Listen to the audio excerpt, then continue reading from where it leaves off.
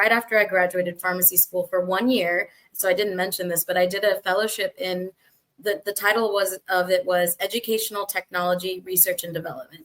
Fancy way of saying Janan, went to pharmacy school at UNC Eshelman School of Pharmacy. They wanted someone who had gone through that curriculum to work with the professors that had continued to teach that curriculum and work alongside computer programmers and graphic designers and other experts to kind of create learning solutions for pharmacy students. So it kind of was that goal of academia helping, even though I didn't do that much teaching myself, I created educational learning tools.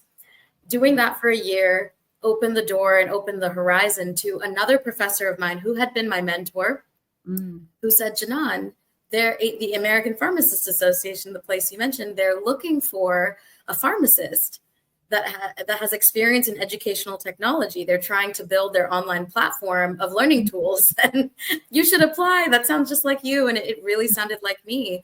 And that's what I got in the door doing that.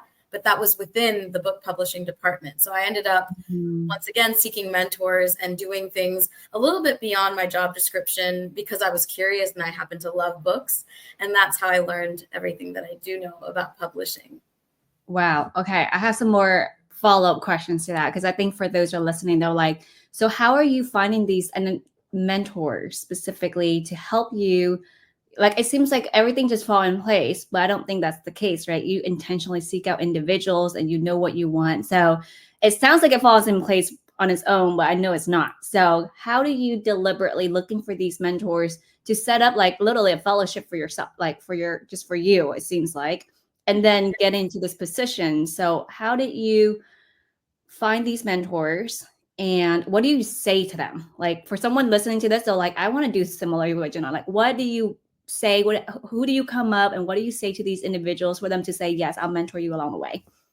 Absolutely. This is an excellent question. And I know when I hear my story or when I look back at my story, it truly sounds like a story with a beginning, middle, and end and really cool plot.